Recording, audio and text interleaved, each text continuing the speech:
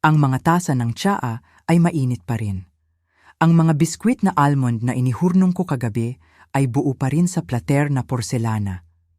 7:00 ng gabi noon, ang oras na karaniwang dumating si Arturo sa pintuan, ngunit sa pagkakataong ito, hindi na siya darating. Matagal akong nakatitig sa pintuan sa harap, higit pa sa gusto kong aminin, na para bang inaasahan kong marinig ang tunog ng susi niya na umiikot sa lock. Ngunit katahimikan lamang ang naroon, isang uri ng katahimikan na bumabaon sa buto kapag may nawala ng tuluyan. Elena Reyes ang pangalan ko at sa loob ng 15 taon, akala ko ay mayroon akong kasal na inggit ng lahat. Si Arturo ay tahimik, matagumpay, ang uri ng lalaki na nagpapamatibay sa buong silid sa sandaling pumasok siya. Hindi siya kailanman sumigaw, hindi siya kailanman na late. Nagdadala siya ng bulaklak para sa akin tuwing linggo, nakaayos ang suot na damit, at hindi niya ako pinag-alala tungkol sa mortgage. Wala kaming anak. Ang buhay ay dumaan na parang 2 piraso ng puzzle na simpleng nagkasya sa isa't isa. Ngunit ang hindi ko alam, ang malapit ko nang malaman, ay kulang ang mga piraso ng puzzle na iyon. At isa sa mga ito ay nakatago sa isang lugar na hindi ko kailanman pinayagang puntahan. Namatay si Arturo noong Huwebes. Sabi nila ay atake sa puso. Naalala ko ang mukha ng doktor nang sabihin niya iyon. Mabait, sanay, walang emosyon. Malubhang atake sa puso, sabi niya. Mabilis siyang nawala. Tumango ako na parang naiintindihan ko, na parang may kahulugan iyon. Ngunit wala. Lalo na kapag nawala mo ang tanging taong akala mo ay talagang nakakaintindi sa iyo. Ang libing ay parang malabong panaginip. Isang malabong panaginip ng itim na damit, magalang na pakikiramay, at mga mukha ng estranghero na nagsasabi sa akin kung gaano kahanga-hanga ang asawa ko. Kumapit ako kay Celia, ang matalik kong kaibigan mula pa sa kolehiyo, na paulit-ulit na nag-aabot sa akin ng tubig na hindi ko ininom at pagkain na hindi ko nilunok. Hanggang dumating ang kapatid kong babae, si Gracia. Ang pabango niya ay sobrang tamis, ang yakap niya ay sobrang tagal. May nagbago iyon sa akin. Paumanhin, ate, bulong niya, ang boses niya ay medyo sobrang tamis. Si Arturo ay parang kuya sa akin. Gusto kong maniwala sa kanya. Talaga akong naniniwala, ngunit may something sa paraan ng pagtingin niya sa akin. Hindi iyon kalungkutan. Noong gabing iyon, nang siya mismo ang magbuhos ng inumin sa kusina ko, sinabi niya, "Uy, alam ko hindi ito ang tamang oras, pero nagpahiram sa akin si Arturo ng pera. Umaasa akong maayos na iyon ngayon na alagang-alaga ka na." Tinitigan ko siya. "Anong pera?" tanong ko. Kumurap siya, tapos ngumiti na parang tanga ako. Hula ko hindi niya sinabi sa iyo. May sumakit sa loob ko. Noong gabing iyon, hindi ako makatulog. Naglakad-lakad ako sa bahay, hinahawakan ang mga gamit na parang may sasabihin ito sa akin. Ang mga bookshelf, ang mga sahig na makintab, ang framed na wedding picture na biglang parang sa mga estranghero. Doon ko nakita. Ang mga susi ni Arturo ay nasa mesa pa rin sa hallway. Kinuha ko ito at naroon. Ang susi na hindi ko kailanman pinayagang gamitin. Ang susi na iba ang hugis sa iba. Ang susi sa garahe niya. Nagtanong ako tungkol dito minsan, maraming taon na ang nakalipas.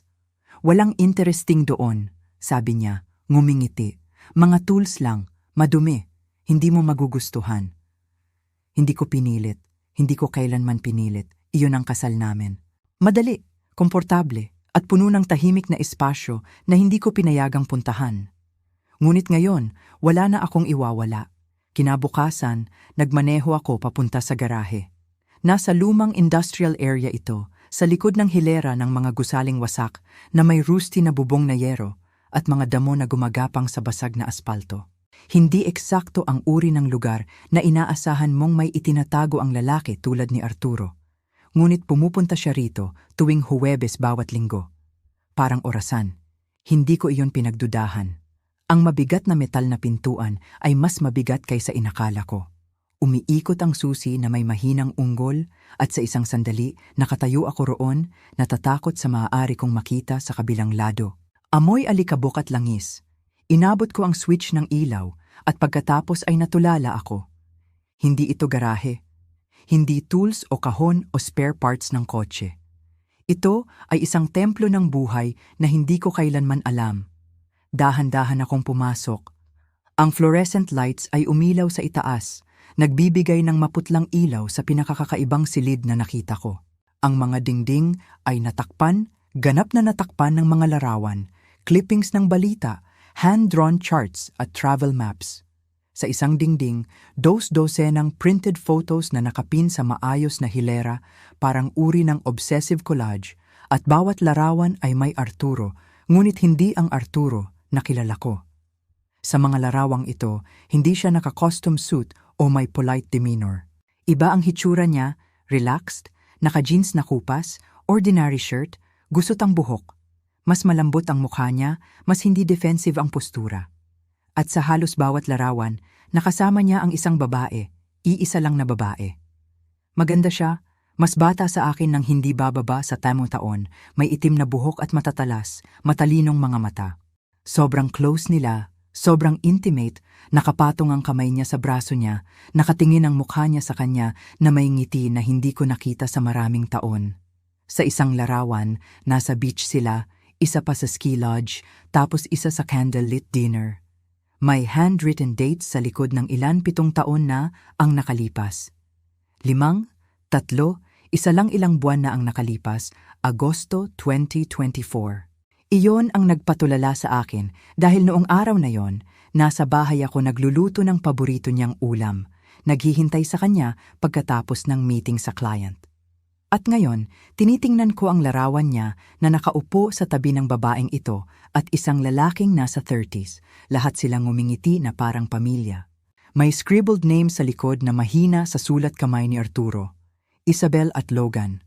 Agosto 2024. Nanghina ang tuhod ko. Inabot ko ang metal table sa gitna ng silid para magkapit. Doon ko nakita ang mga papeles, mga stack ng files, bank transfer transactions, company records, correspondence mula sa foreign companies, tax documents na hindi tumutugma sa alam ko tungkol sa negosyo niya. At sa isang folder, isang medical report. Tiningnan ko ang headline, Crescent Heart Institute, dated less than 2 months ago. Nakita ko ang buong pangalan ni Arturo printed sa itaas, sinusundan ng diagnosis na halos hindi ko mabigkas. Ischemic heart disease.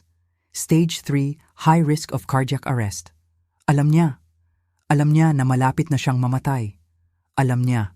At sa halip na kausapin ako, sa halip na ihanda ako, sa halip na kahit magbigay ng hint ng katotohanan, ginugol niya ang huling araw niya sa pagbuo ng lihim na mundong ito sa ibang babae, ibang buhay, ibang anak.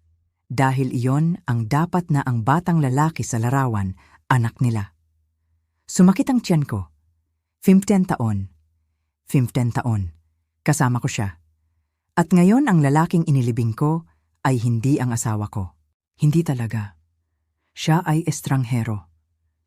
Isang estranghero na tumingin ng diretso sa mga mata ko noong gabi bago siya mamatay, nagbigay sa akin ng velvet box na may sapphire necklace sa loob. Hinalikan ang pisngi ko at sinabi, "Ikaw lang ang para sa akin." Natumba ako papunta sa pintuan. Hindi ako makahinga. Masikip ang dibdib ko, umiikot ang isip ko. Ano ang gagawin ko rito? Sino na ako ngayon? Isang balo? Oo, ngunit kanino? Dun ko narinig. Ang mga yapak, mahina, hesitant na parang ayaw marinig. Mabilis akong lumingon, tibok ng puso ko na parang martilyo sa ribs ko at nakatayo sa open doorway ang batang lalaki sa larawan. Parehong itim na buhok, parehong sharp jawline, parehong intense, unreadable eyes. Calm ang boses niya nang magsalita, ngunit malakas ang pulse ko sa tainga ko para maunawaan agad ang mga salita. "Elena Reyes," tanong niya, hindi ako sumagot. "Akala ko darating ka rito. Ako si Logan Myers," sabi niya, dahan-dahang pumasok. "Si Arturo Reyes ang tatay ko." At gano'n na lang, nawala ang sahig sa ilalim ko. Hindi ko naalala kung ano ang sinabi ko pagkatapos. Siguro wala. Siguro nakatayo lang ako, hawak ang gilid ng mesa na parang iyon ang tanging matibay pa sa mundo. Lumapit si Logan, calm pero cautious, na parang alam niya na fragile ang territory. Tinitigan ko siya, hindi lang tingin, kundi hinahanap. Walang duda. Ang mga mata niya, iyon ang kay Arturo. Parehong intense gaze. Parehong silence na nagsasabi ng higit sa anumang salita. Ikaw, anak niya talaga. Sa wakas ay nabulong ko. Oo, sagot ni Logan nang walang hesitation. At pasensya na. Hindi ko gusto na ganito mo malaman. Gaano katagal mo akong alam? Tanong ko. Boses ko halos hindi higit sa hininga. Buong buhay ko, sabi niya nang walang paghingi ng paumanhin. Hindi niya sinabi sa akin marami. Nakasal siya na hindi mo alam tungkol sa akin. Pinaghiwalay niya kami. Si Mama, si Isabel, iginalang iyon. Hindi niya gusto makialam. Pero pagkamatay niya noong nakaraang taon, nagbago ang lahat. Namatay. Kaya pati siya nawala na rin. Tulad ni Arturo, umupo ako sa maalikabok na upuan malapit sa mesa. Hindi na kaya ng paa ko. Bakit ka nandito? Tanong ko. Bakit ngayon? Inabot ni Logan ang backpack niya at kinuha ang folded document, gilid na naninilaw. Inabot niya ito at nag-atubili ako bago tanggapin. Ito ay draft ng will, sabi niya. Hindi pa tapos, hindi opisyal. Binigay ito sa akin ni Daddy 2 linggo bago siya mamatay. Sabi niya ang opisyal ay sa iyo, pero ito, para lang in case. Binuksan ko ang papel at naroon. Ang sulat kamay ni Arturo, matatag at pamilyar. Gumagapang sa pahina tulad noon sa birthday cards at dinner notes. Hindi notarized, puro scribbles na naghahati ng ari-arian. Pinanggit si Logan, reference sa company na hindi ko narinig, Mercury South Holdings, at isa pa. Access sa natitirang documents na secured sa office vault. Ang code ay linked sa personal item na ibinigay kay E. Natulala ako. Personal item na ibinigay sa akin. Ang necklace. Ang sapphire necklace na binigay niya sa akin 2 gabi bago siya mamatay. Hindi lang regalo iyon, susi iyon. Instinctively, hinawakan ko ang collarbone ko kahit wala roon ang necklace. Iniwan ko sa bahay, nakatago sa box niya dahil mabigat masyado isuot. Ngayon mas mabigat pa.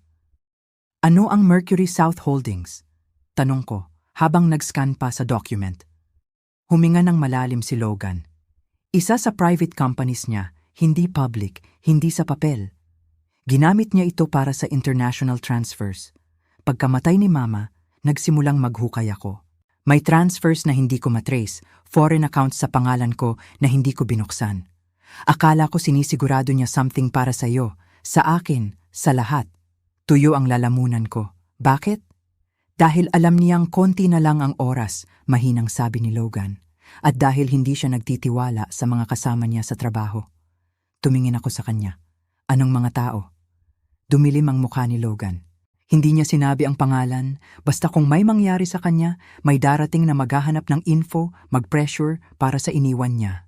Umupo ako pabalik, tumatakbo ang isip ko, ikalawang safe, company na hindi ko alam, necklace na may code at lalaking minahal ko ng 15 taon na nagbuo ng buong mundo sa labas ko. Sinasabi mo na may higit pa? Sabi ko na ang will, files, photos, simula lang lahat. Tumango si Logan. Akala ko iniwan niya ang mga ito, hindi lang para sa atin, kundi para protektahan tayo. Dahan-dahan akong tumayo, paa pa rin nang hihina at tiningnan ng silid isang huling beses. Hindi na ito parang templo, parang ebidensya at babala. Kailangan kong umuwi, sabi ng boses ko. Kailangan ko ang necklace na yon. Pwedeng sumama ako? Tanong ni Logan, kung papayag ka. Huminto ako, tapos tumango. Dahil gusto ko man o hindi, ito na ngayon ang kwento natin. Hindi ako agad umuwi, hindi ko kaya. Kailangan ko ng space para mag-isip, huminga. Kaya tinawagan ko si Celia. Sa loob ng 20 minuto, nasa sofa niya na ako. Hawak ang tasa ng tsaa sa 2 kamay. Hindi ko ininom. Ang sapphire necklace ay nasa mesa sa pagitan namin na parang live grenade. Hindi nagtanong si Celia. Hindi niya kailanman ginagawa. Hindi hanggat hindi ako handa. At nang sa wakas ay ikinuwento ko sa kanya lahat tungkol sa garahe, mga larawan, Logan, ang will. Hindi siya nagsabi, sabi ko na sa'yo. Bulong lang niya, paumanhin, at inabot ang kamay ko. Ngunit hindi pa ako handa umiyak. Hindi pa handa bumagsak. Kailangan ko ng sagot. Kailangan ko ng sisihin. Kaya nagmaneho ako papunta sa kondo ni Gracia. Ito ay isang mas bagong gusali sa hilaga ng bayan. Isa sa mga mararangyang development na may paradahan sa ilalim ng lupa, naka-code na gate, at concierge service. Kakaiba para sa isang taong laging nagrereklamo tungkol sa pera. Habang umaakyat ang elevator, ramdam ko ang galit ko na tumataas din. Binuksan niya ang pinto na walang sapin sa paa, nakasuot ng sutlang pajama at may hawak na isang baso ng alak. Perpekto ang kanyang makeup. Ang kanyang buhok ay nakaayos na para bang may inaasahan siyang bisita. Kung hindi ito ang aking nagdadalamhating kapatid, sabi niya na may mapangutyang ngiti. Dumating para suriin ang mana ng byuda. Tanggalin mo ang kalokohan na iyan, Gracia, bulyaw ko. Kailangan nating mag-usap. Itinulak ko siya papunta sa sala kung saan isang nakapirming larawan ang nakakuha ng aking atensyon. Ito ay siya at si Arturo, nakangiti, nagtataas ng mga baso ng champagne. Ang petsa na nakatatak sa sulok ay nagpabigat sa aking tiyan. 5 taon na ang nakalipas. Ano itong impyerno? Tanong ko, itinuro ang frame. Dahan-dahang lumapit si Gracia, humigop ng isang mahabang lagok ng alak. Oh, iyon ay isang holiday party ng kumpanya. Masyado kang pagod para pumunta, hindi ba? Pinilit ni Arturo na samahan ko siya. Sinabi niya iyon na parang walang anuman. Parang okay lang na magbahagi ng champagne kasama ang aking asawa habang ako ay nasa bahay na nagtitiklop ng mga damit. Palagi kaming magkasundo ng maayos, dagdag pa niya ng kaswal. Humarap ako sa kanya ng buong galit. Gaano kaayos? Natinag ang kanyang mapangutyang ngiti. Alam ko ang tungkol kay Isabel, sabi ko. Alam ko ang tungkol kay Logan, tungkol sa garahe, tungkol sa pekeng kumpanya, tungkol sa testamento. Alam ko ang lahat. Kaya kung may higit pa, sabihin mo na sa akin ngayon. Sumingkit ang mga mata ni Gracia. Pumunta siya sa kanyang cart ng alak, pinuno ang kanyang baso at mahinang sinabi, "Okay lang. Gusto mo ba ang katotohanan?" Ibinaba niya ang baso at inilagay ang kanyang mga kamay sa kanyang tiyan. "Buntis ako," sabi niya. "At kay Arturo ito." Hindi ako gumalaw, hindi ako nagsalita. Huminto lang sa paggana ang utak ko. 10 linggo, patuloy niya. Nalaman ko ito 1 linggo bago siya namatay. Alam niya. Sinabi niya na aayusin niya ang lahat. Sinabi pa niya sa akin na malapit na niyang iwan si Isabel. Natigilan ako. Nakikipagkita ka pa rin sa kanya pagkatapos mamatay si Isabel. Kibit balikat si Gracia. Hindi naman daw permanente si Isabel. Ako naman daw ang permanenteng mananatili. Parang lumulutang ako sa labas ng katawan ko. Ang mga pader, ang mga kasangkapan, ang ingay ng refrigerator na humuhuni, lahat ay kumupas sa ingay sa paligid. Natulog ka sa asawa ko, bulong ko. Kibit balikat si Gracia. Huwag kang magulat. Mayroon kang perpektong maliit na buhay, ang iyong perpektong bahay, ang iyong perpektong mga hapunan sa Sebenedasa. Samantala, nahihirapan akong magbayad ng upa, gumagawa ng mga trabahong walang patutunguhan, nakikinig sa paghahambing sa amin ni nanay na para bang ako ay isang bigong bersyon mo. Pagkatapos ay nagsimulang lumitaw si Arturo, nag-alok ng tulong, nakinig. Tumingala siya sa akin, biglang tumalim ang kanyang mga mata. Ikaw ang kanyang nakaugalian, ako ang kanyang takas. Dumating ang sampal bago ko pa napagtanto na itinaas ko ang aking kamay. Tumabingi ang ulo ni Gracia. Nabasag ang kanyang baso ng alak sa sahig. Hindi siya umiyak, hindi siya sumigaw, ngumiti lang siya. Ngayon na ang tunay na Elena, sabi niya. Hindi ang perpektong asawa ang may kontrol, ang babae na natuklasan na nabuhay siya sa isang buhay ng kasinungalingan. Tumalikod ako, humihinga ng malalim, nanginginig ang aking mga kamay. Bakit hindi mo sinabi sa akin? Mas mahina na ang tanong ko ngayon. Dahil hindi ka maniniwala sa akin, sabi niya. Palagi mong iniisip na naiinggit ako. At siguro nga. Pero hindi ito tungkol sa iyo. Ito ay tungkol sa akin na sa wakas ay nagkaroon ng isang bagay para sa aking sarili. Umiling ako. Hindi ka lang kumuha ng isang bagay. Ninakaw mo ang lahat. Lumapit siya. Biglang hindi mabasa ang kanyang ekspresyon. Sabihin mo ang gusto mong sabihin, ngunit lumalaki ang sanggol na ito sa loob ko. Siya ay pamilya mo, gusto mo man o hindi. Sumikip ang lalamunan ko. Gusto kong sumigaw, sirain ang lahat, ibalik ang oras. Ngunit sa halip, sinabi ko, igagalang ko ang iniwan ni Arturo sa kanyang testamento. Hindi para sa iyo, para sa sanggol. Dahil hindi nila hiniling ang gulo na ito. Kumurap si Gracia. Lumambot ang kanyang boses sa unang pagkakataon. Seryoso ka ba? Hindi ko alam kung ano ang ibig kong sabihin, bulong ko. Pero alam ko ito, kailangan kong umalis. Humakbang ako papunta sa pinto, hindi pinansin ang basag na salamin sa ilalim ng aking mga sapatos. Nanginginig ang aking mga daliri habang hinawakan ko ang hawakan ng pinto, hindi pinansin ang ginawa ni Arturo. Hindi ako sumagot dahil hindi na ako sigurado. Hindi ako umuwi ng gabing iyon. Hindi ko kayang pumasok sa bahay na iyon kasama ang maayos na mga kubyertos at ang hindi nagalaw na kama. Sa halip, bumalik ako sa bahay ni Celia, mahigpit na hinahawakan ang sapiro na kuwintas sa aking kamao na para bang kaya nitong masunog ang isang butas sa aking balat. Hindi niya tinanong kung saan ako nagpunta. Binuksan lang niya ang pinto, tumingin sa aking mukha at sinabi, kailangan mong matulog. Pero hindi ako makatulog. Hindi kapag ang bawat silid sa aking isip ay gumuho.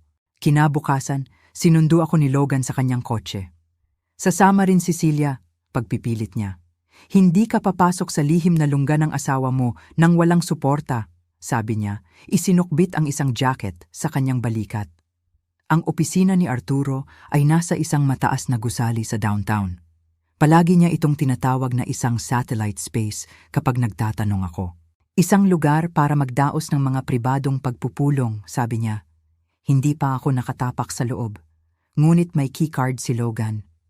Nakalista ako bilang co-owner, sabi niya, ipinasken kami sa seguridad. Halos hindi man lang tumingala ang receptionist. Bumuo si Arturo ng isang buhay na nahahati sa mga compartment na hindi na kailangan ng paliwanag. Parang mga tao ng tagal ng pagsakay sa elevator. Sa ika-14 na palapag, dinala kami ni Logan sa isang glass-walled office na may malamig na modernong kasangkapan at walang bakas ng init. Walang isang larawan ko, walang nakapirming alaala, mga makintab na ibabaw lang, kulay abong mga dingding, at isang banayad na amoy na hindi ko pa naamoy dati. Doon! Itinuro ni Logan ang isang malaking abstract painting na nakakabit sa likod ng mesa. Ang mga safe ay nasa likod niyan. Dinukot ko ang aking kamay sa aking bag at kinuha ang kuwintas. Hinanap ng aking mga daliri ang maliit na lock. Pinihit ko ito counterclockwise. Click! Isang nakatagong compartment ang bumukas sa likod ng sapiro na palawit. Sa loob, isang manipis na piraso ng metal na hindi mas malaki kaysa sa isang SIM card. Ang mga numero ay nakaukit sa gilid. Maingat itong kinuha ni Logan at inilagay sa keypad sa safe. Isang maliit na beep, pagkatapos ay bumukas ang software. Bumukas ang pinto. Sa loob ay mga tambak ng dokumento, isang makintab na itim na flash drive, isang maliit na kahon na gawa sa kahoy, at isang solong pilak na susi na nakakabit sa isang tag na may nakasulat, Federal Trust Bank Safe Deposit Box. Inilabas ni Logan ang mga dokumento, mga kontrata, wire transfer, mga financial statement. Ang ilan sa mga pangalang ito, mga international bank ang mga ito. Hindi lang siya nagtatago ng pera, inililipat niya ito sa ibang bansa nang mabilis. Kinuha ko ang flash drive, ngunit hindi ko ito isinaksak. Hindi pa ngayon. Pagkatapos ay binuksan ko ang maliit na kahon na gawa sa kahoy. Ito ay isang singsing, isang simpleng gintong banda na may isang maliit na diamante. Sumikip ang aking paghinga. Hindi ito akin. Sa loob ng singsing, isang nakasulat. En lagi. Hindi hindi ako. En para kay Isabel. O Diyos ko, bulong ni Celia sa tabi ko. Tumingin sa malayo si Logan, nagngangalit ang kanyang panga. Ibinili niya siya ng singsing, sabi ko, halos hindi marinig ang aking boses. Balak niyang mag-propose o baka ginawa na niya. Hindi ako makagalaw, makapagsalita, makaiyak. Dahil doon, sa malamig na katahimikan ng opisina ng aking yumaong asawa, natanto ko ang katotohanan na hindi ko pa nagawang pangalanan. Mahal niya siya. Siguro mahal niya rin ako sa kanyang sariling paraan. Ngunit siya, nakuha niya ang totoong bahagi niya. Ang bahagi na tumatawa sa mga larawan, nagbabakasyon, nakangiti. At ang iba, Ang iba ay isang pagtatanghal, isang maginoong asawa na may hapunan sa 7 mga rosas sa linggo at isang safe na puno ng mga sikreto. Pagkatapos ay binigyan ako ni Logan ng isang maayos na nakatiklop na sulat, ang aking pangalan sa harap. Binuksan ko ito na nanginginig ang mga kamay. Elena, kung binabasa mo ito, nangangahulugan ito na wala na ako. Paumanhin. Hindi ako nagkaroon ng lakas ng loob na sabihin sa iyo ang katotohanan, na sabihin ng malakas ang dapat kong sabihin maraming taon na ang nakalipas. Makasarili ako. Bumuo ako ng 2 buhay dahil hindi ko kayang talikuran ang alinman. At sa huli, kinuha nito ang lahat sa akin. Mahal kita. Alam kong walang laman iyon ngayon. Siguro ganun na talaga. Pero ginawa ko sa tanging paraan na alam ko. Gusto kong magkaroon ka ng kapayapaan, ng kaligtasan. Iyon ang dahilan kung bakit iniwan ko sa iyo ang mga papeles, ang pag-access, ang katotohanan. Gamitin mo ang mga ito kung paano mo gustong gamitin. Sunugin mo ang mga ito, ilibing mo ang mga ito, o ilantad mo ang lahat. Iyon ang pagpipilian mo ngayon. Patawarin mo ako kung kaya mo. Kung hindi, naiintindihan ko, Arturo. Tinitigan ko ang papel hanggang sa lumabo ang mga salita. Pagkatapos ay ipinasa ko ito kay Celia. Binasa niya ito ng tahimik, pagkatapos ay ibinigay ito kay Logan. Wala siyang sinabi. Wala sa amin ang nagtanong dahil ano pa ang sasabihin. Ang lalaking akala namin, nakilala namin, ay nabasag na parang salamin. At ang tanging magagawa namin ngayon ay magpasya kung ano ang gagawin sa mga piraso. Umalis kami sa opisina ng tahimik. Isang uri ng katahimikan na hindi nagmula sa kapayapaan, ngunit nagmula sa kawalan ng anumang natitira para sabihin. Nagmaneho si Celia. Umupo si Logan sa tabi ko at tumingin ako sa bintana. Pinapanood ang Charleston na kumupas sa isang paleta ng kulay abong taglagas. Ang aking yumaong asawa ay nabuhay ng isang buhay na hindi ko kailanman nasaksihan. Ngayon ay hawak namin ang mga piraso nito sa aming mga kamay at hindi namin alam kung sino pa ang nanonood. Nang gabing iyon, habang sinusubukan kong matulog sa pull-out couch ni Celia, tumunog ang aking telepono. Hindi kilalang numero. Elena Reyes, sabi ng isang boses ng lalaki. Oo, sagot ko na kinakabahan. Ito si Gordon Blake. Ako ay isang kasosyo sa negosyo ng iyong asawa. Kumirot ang aking tiyan. Naniniwala ako na mayroon kang isang bagay na pag-aari ko. Hindi ko alam kung ano ang iyong pinagsasabi. Oh, alam mo, sabi niya, kalmado gaya ng tubig. Ang mga dokumento mula sa safe. Ang ilan sa mga ito ay may kinalaman sa mga international wire transfer account na tumulong ako sa pag-set up. Iminumungkahi ko na magkita tayo. Hindi ako makikipagkita sa sinuman. Gagawin mo, sabi niya. Dahil ang iba pang mga taong nakatrabaho ni Arturo, hindi sila kasing galang ko. Hindi sila nagtatanong. Ibinaba niya ang telepono. Tinitigan ko ang kisame sa loob ng mahabang panahon. Kumakabog ang aking puso. Sa umaga, sinabi ko kay Logan, nagngangalit ang kanyang panga habang pabalik-balik siya sa silid. Nakipag-ugnayan din siya sa akin, sabi niya. Ngunit may higit pa. Kagabi, tumawag ang isa pa. Ibinigay niya sa akin ang isang piraso ng papel. Victor Crane, sinasabi niya na siya ang orihinal na pinagmulan ng pera na inilipat ni Arturo. Sabi niya, kung hindi natin maibalik ang lahat sa katapusan ng linggo, magkakaroon ng mga kahihinatnan. Hindi ko na tinanong kung ano ang ibig sabihin niyan. Hindi ko na kailangang gawin ito. Kinuha ni Logan ang pilak na susi mula sa safe. Mayroon pa rin tayong safe deposit box, sabi niya. Ang anumang nasa loob ay maaaring makatulong na ipaliwanag kung sino talaga ang nagmamay-ari kung ano. Ngunit gusto ba talaga nating buksan ang isa pang kahon? Tanong ko. Sinisikap na panatilihing hindi mabasag ang aking boses. Paano kung ang lahat ng gagawin nito ay gawing mas malala ang mga bagay? Umupo si Celia sa tabi ko. Kung gayon, hindi bababa sa malalaman mo. Kung hindi, hindi mo alam kung ano ang papatay sa iyo. Tama siya. Kaya gumawa kami ng plano. Una, pumunta sa bangko. Pagkatapos, kung ang mga bagay ay wala pa ring kabuluhan, Hahanap kami ng isang taong maaaring magsabi sa amin ng katotohanan. Dapat ay mayroong backstop si Arturo, isang contact, isang taong nakakaalam kung ano ang kinasasangkutan niya. Iyon ay nang sabihin ni Logan.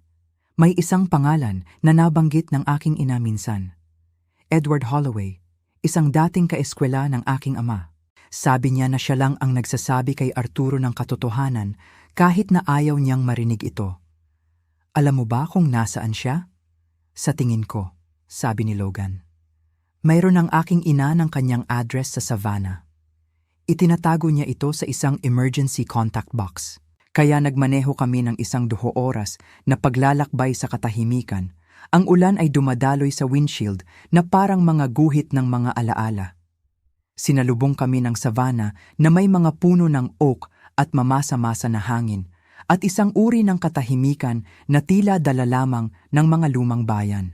Nakatira si Edward sa isang matangkad na brick house na natatakpan ng ivy, tulad ng isang bagay na kinuha mula sa isang nakalimutang nobela. Dahan-dahan niyang binuksan ang pinto. "Ikaw ba si Elena?" sabi niya nang walang pag-aatubili. "At ikaw siguro si Logan.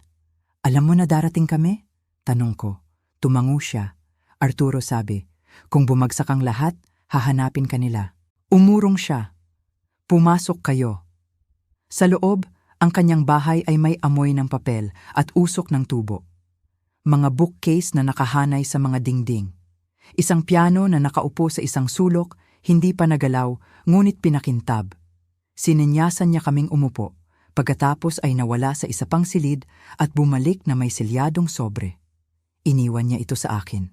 Sabi ni Edward na bubuksan lang ito kung pareho silang darating. Tumingin ako kay Logan. Tumango siya. Binuksan ko ang sobre. Sa loob ay isang maikling sulat kamay na sulat at isang pangalawang testamento. Iba ito. Pinangalanan nito ang sanggol na dinadala ni Rachel. Nagtalaga ito ng 25% ng hindi tinukoy na pribadong savings sa ibang bansa ni Arturo sa bata kapag sila ay 21 na taong gulang. Ramdam ko ang pagkawala ng dugo sa aking mukha. Pinlano niya ang lahat kahit na ito. At sa ganoong paraan, natanto ko na nakatayo kami sa gitna ng isang bagyo na binuo ni Arturo ng isang brick. At ngayon, ang aming pagkakataon na maligtas ito. Tumingin muli ako sa testamento, sa pangalan, ang hindi pa ipinanganak na sanggol ni Rachel Reyes, 25% na itatago sa isang trust hanggang 21 na taong gulang. Hindi ang pera ang nakabigla sa akin. Ito ay ang katumpakan. Pinlano ni Arturo ito, lahat. Kahit na pagkatapos ng kamatayan, siya ay 3 hakbang sa unahan. Bakit niya pinangalanan ng bata ngunit hindi si Rachel? Tanong ko kay Edward. Dahil nagtitiwala siya sa bata, malumanay na sabi ni Edward, hindi ang ina. Kumilos si Logan sa kanyang upuan. Binabago nito ang lahat. Nangangahulugan iyon na hindi maaaring hawakan ni Rachel ang perang iyon. Legal. Muli akong tumingin sa pangalawang testamento. At kung subukan niya, tumango si Edward sa flash drive. Pagkatapos ay gamitin mo ito. Mula sa sinabi sa akin ni Arturo, naglalaman ito ng mga detalyadong talaan ng bawat wire transfer, bawat kasosyo, bawat krimen na kanilang ginawa upang maitayo ito. Kung itutulak kanila, itulak mo pabalik. Huminga si Celia sa tabi ko. Mayroon kang leverage. Sa unang pagkakataon mula nang mamatay si Arturo, hindi ko naramdaman ang aking sarili na maliit. Hindi ko naramdaman ang sarili ko na babaeng naloko, niloko, at iniwan kasama ang mga piraso. Naramdaman ko ang sarili ko na nag-iisang natitirang may hawak ng blueprint at iyon ay kapangyarihan. Sumandal si Logan. Elena, sa tingin ko oras na para tumigil tayo sa pagtugon. Kailangan nating gumawa ng hakbang bago gawin ni na Gordon o Crane. Dahan-dahan akong tumango. Pumunta tayo sa bangko. Bumalik kami sa Charleston bago magtanghali. Ang Federal Trust Building ay nakatago sa pagitan ng isang law office at isang makasaysayang palatandaan. Diskreto at walang katangi-tangi. Ang uri ng lugar na madadaanan mo ng daan-daang beses nang hindi ito napapansin hanggang sa ito ay mahalaga. Naiwan si Celia sa kotse. Mag-text ka lang kung maging kakaiba ito, sabi niya. At kung hindi ka nila papasukin, umiyak ka. Walang tumatanggi sa umiiyak na babae sa bangko. Ngumiti si Logan sa ganoong bagay. Hindi ako. Sa loob, tiningnan ng vault manager ang pilak na susi, sinuri ang aking ID, at itinaas ang kanyang kilay. Matagal na rin mula nang may nag-access sa kahon na ito, sabi niya. Nakalista ito sa ilalim ng isang corporate shield, Mercury South Holdings. Dinala niya kami sa basement sa pamamagitan ng mga patong ng security door at konkreto. Naging mas malamig ang hangin, naging mas makapal ang katahimikan at pagkatapos ay naiwan kaming mag-isa sa safe deposit box. Ibinigay niya sa akin ang mga guwantes. Standard procedure, sabi niya. Bibigyan ka namin ng privacy. Sumara ang pinto sa aming likuran. Ang aking mga daliri ay lumutang sa lock. Handa ka na ba?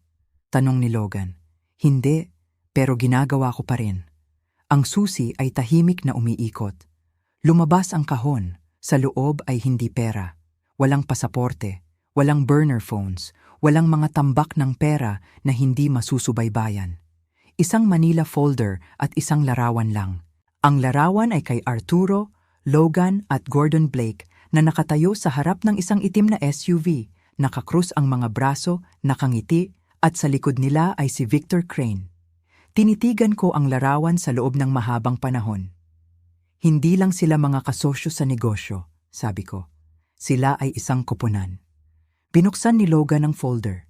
12 ng pinirmahang mga kasunduan, mga pagpaparehistro ng Shell Corporation, mga pagbabayad, at isang dokumento na may markang Crane Extortion Insurance sa malalaking pulang tinta. Hindi lang ito leverage, bulong ko. Ito ay isang nakakasa na baril. Nagtago si Arturo ng ebidensya, ng lahat. At sa sandaling iyon, naintindihan ko. Hindi niya ako iniwan ng isang gulo lang. Iniwan niya ako ng isang sandata. Ngayon ay akin na ang pagpipilian kung kanino ito ituturo. Hindi kami umuwi. Pumunta kami para makipagkita sa isang abogado. Ang kanyang pangalan ay Marcus Doyle at kinatawan niya ang mana ng aking ama maraming taon na ang nakalipas. Direkta, maingat at allergic sa dramo. Sinabi ko sa kanya ang lahat, halos. Hindi tungkol sa relasyon, hindi tungkol kay Gracia, ang mga mahalagang bahagi lang sa legal, ang mga dokumento, ang mga banta, ang mga account sa ibang bansa, hindi siya kumurap. Gusto mo bang magdemanda? Tanong niya. Hindi, sabi ko. Gusto ko ng insurance. Tumango siya. Pagkatapos ay i-duplicate natin ang lahat ng digital, pisikal. Iimbak ang mga backup sa 3 lokasyon. Isa dito, isa sa iyo, at isa sa isang tao na hindi mo kamag-anak. Alam ko na kung sino ang taong iyon, sabi ni Celia, nagngingit-ngit ng ngumiti. Ginugol namin ang mga oras sa pag-scan ng mga file. Nagtago si Arturo ng masusing talaan, mga pangalan, mga petsa, mga log ng wire, mga peking invoice. Hindi lang ito isang mapanlinlang na negosyo. Ito ay isang kriminal na negosyo, internasyonal. At sa pagkamatay ni Arturo, akala nila na wala na ang ebidensya. Nagkamali sila. Sa pagtatapos ng araw, bumalangkas si Marcos ng isang simpleng sulat. Nagdagdag ako ng isang linya sa ibaba sa aking sariling sulat kamay. Subukan mo ako, ER. Ipinadala namin ito sa opisina ni Gordon Blake sa pamamagitan ng courier. Tumawag siya sa loob ng 15 na minuto. Akala mo matalino ka? Singhal niya sa telepono. Nagpapasobra ka na? Hindi, sagot ko ng kalmado. Ikaw ang nagpapasobra dahil ang susunod kong tatawagan ay ang IRS at pagkatapos ay ang Interpol. Nagkaroon ng paghinto, pagkatapos ay isang pagtawa. Okay, sabi niya. Ano ang gusto mo? Wala, sabi ko. Gusto ko lang na huminto ka. Walang pagtawag, walang pagbabanta, walang late night na babala. Hawakan mo ako o sinuman na kilala ko at ang folder ay mapupunta sa publiko. Bawat file, bawat pirma. Hindi mo gusto ang ganong uri ng problema. Nagkaroon na ako ng ganong uri ng problema, sabi ko. Ang pagkakaiba ay hindi na ako natatakot dito. Ibinaba niya ang telepono. Pagkalipas ng 2 oras, tumawag si Victor Crane. Iba ang kanyang tono, makinis, makintab, tulad ng isang lalaking nakasanayan na sa pag-akit ng kanyang paraan sa mga nakalock na pinto. Elena, Sabi niya na para bang matagal na kaming magkaibigan. Narinig ko ang tungkol sa iyong mga pagtuklas. Sa tingin ko nagsisimula tayo sa maling paa. Walang paa, sabi ko. Ang iyong pirma lang sa dos-dosenang illegal na wire transfer. Umiling siya. Lahat ng hypothetical, syempre. Hinayaan kong tumagal ang katahimikan. Pagkatapos ay sinabi ko, alam ko na sa tingin mo ay maaari mong pangasiwaan ito, ngunit narito ang bagay, G. Crane. Wala akong reputasyon na dapat pangalagaan, walang kumpanya na dapat protektahan, wala na akong natitira sa buhay na alam ko at iyon ang dahilan kung bakit ako ay napakadelikado. Iyon ang nagpatahimik sa kanya. Winakasan ko ang tawag. Umupo kami ni Logan sa veranda ni Celia nang gabing iyon, ang flash drive sa kanyang bulsa, isang kopya ng folder na nakalibing sa planter sa likod namin. Marahil ay paranoia. Ngunit kapag pinagsinungalingan ka ng taong pinagkakatiwalaan mo ng higit, ang paranoia ay nagsisimulang magmukhang kaligtasan. Hindi ko alam na kaya niyang gawin ang lahat ng ito, mahinang sabi ni Logan. Ang aking ina, palagi niyang sinasabi na siya ay komplikado, ngunit sa tingin ko ang ibig niyang sabihin ay malungkot, hindi corrupt. Siya ay pareho, sabi ko, at marahil higit pa. Tumingala ako sa mga bituin, malamig at matatag sa itaas namin. Hindi pa tayo tapos, sabi ko. May isa pang bagay na hindi pa natin binubuksan. Sumimangot si Logan. Ano? Ang flash drive.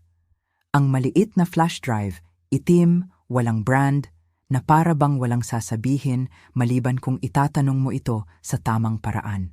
Hindi namin ito binuksan ng gabing iyon o sa susunod na umaga. 2 araw ang itinagal ko. 2 araw upang maghanda para sa anumang katotohanan na naghihintay pa rin. 2 araw ng pagsasanay ng aking mga reaksyon na para bang ang pagsasanay ay gagawing hindi gaanong mapait ang pagkakanulo. Umupo si Logan sa tabi ko sa sofa. Nagdala muli si Celia ng tsa. Walang sino man ang nagsalita habang isinaksak ko ito. Lumitaw ang isang solong folder na para kay Elena. Sa loob ng isang file ng video na may petsang 10 araw bago namatay si Arturo. Ang aking mga daliri ay lumutang, pagkatapos ay nag-click. Naging itim ang screen, pagkatapos ay kumurap ng maliwanag. Si Arturo, hindi ang nakita ko sa mga larawan ng kasal o nakaupo sa harap ko sa hapunan. Ang Arturo na ito ay mukhang payat, ang kanyang mga mata ay pagod, ang kanyang shirt ay lukot na para bang hindi siya natutulog ng maraming linggo. Sumandal siya.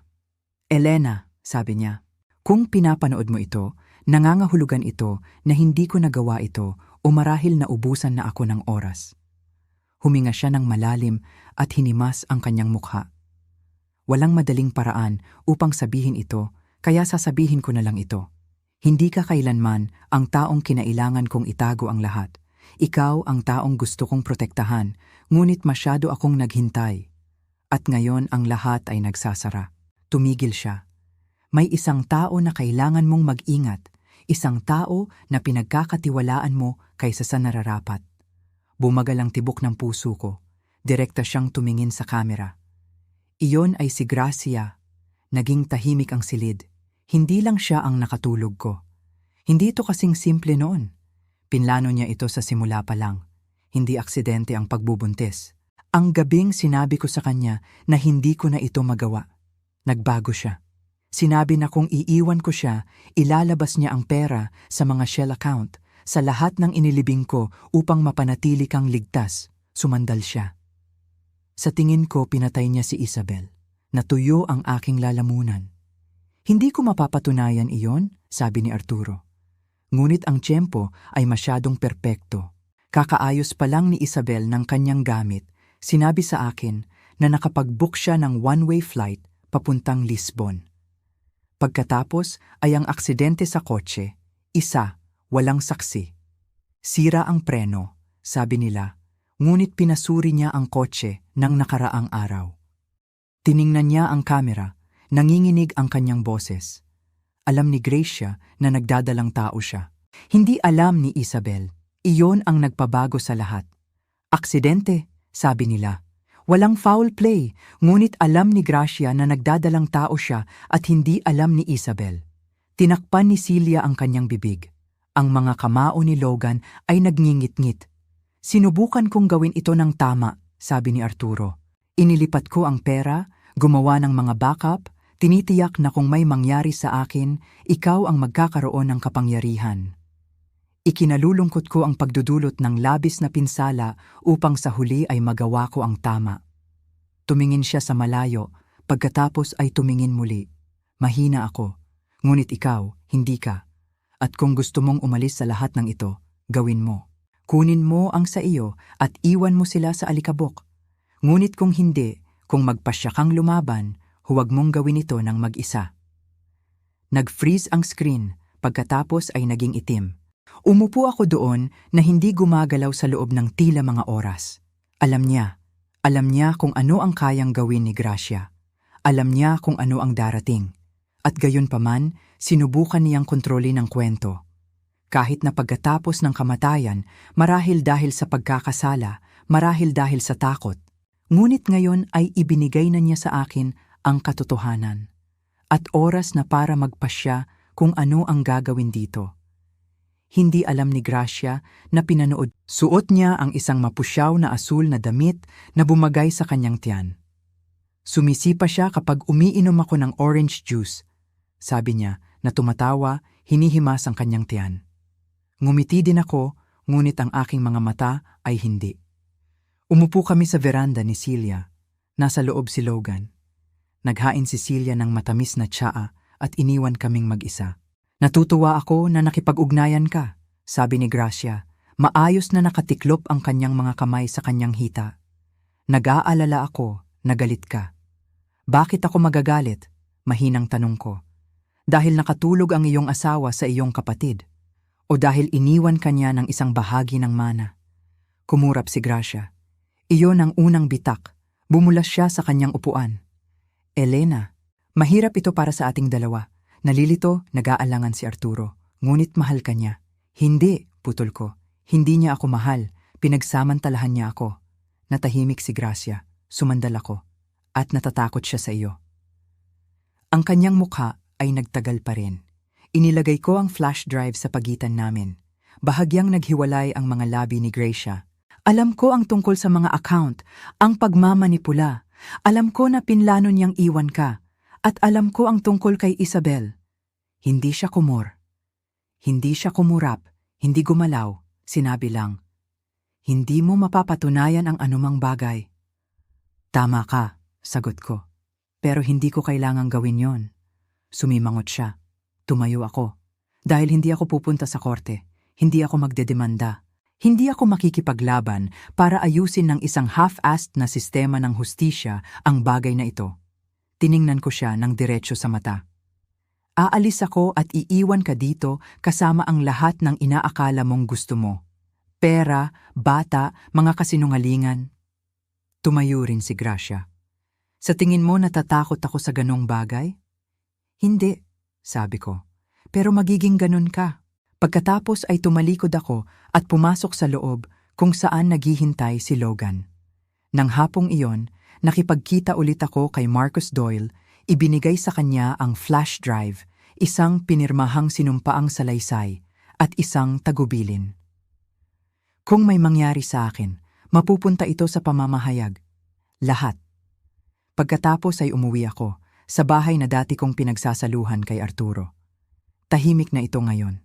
Gayunpaman, nilibot ko ang bawat silid, hinahawakan ang mga likod ng upuan, ang mga hamba ng pinto, ang mga bitak sa sahig na hindi namin inayos. Binuksan ko ang aparador, nag-impake ng isang maleta, iniwan ang natitira. Nang makarating ako sa garahe, nilak ko ang pinto sa likod ko. Hindi dahil nagtatago ako ng anumang bagay, ngunit dahil hindi na ako babalik. Pagkalipas ng isang linggo, sumakay ako sa isang flight papuntang Colorado.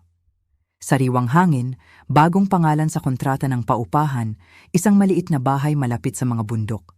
Walang mga lihim, walang mga safe, wala nang pagkukunwari. Ako lang, si Elena Reyes, biyuda, nakaligtas. Hindi ang babaeng niloko, kundi ang babaeng ginawa ang katahimikan sa isang bagay.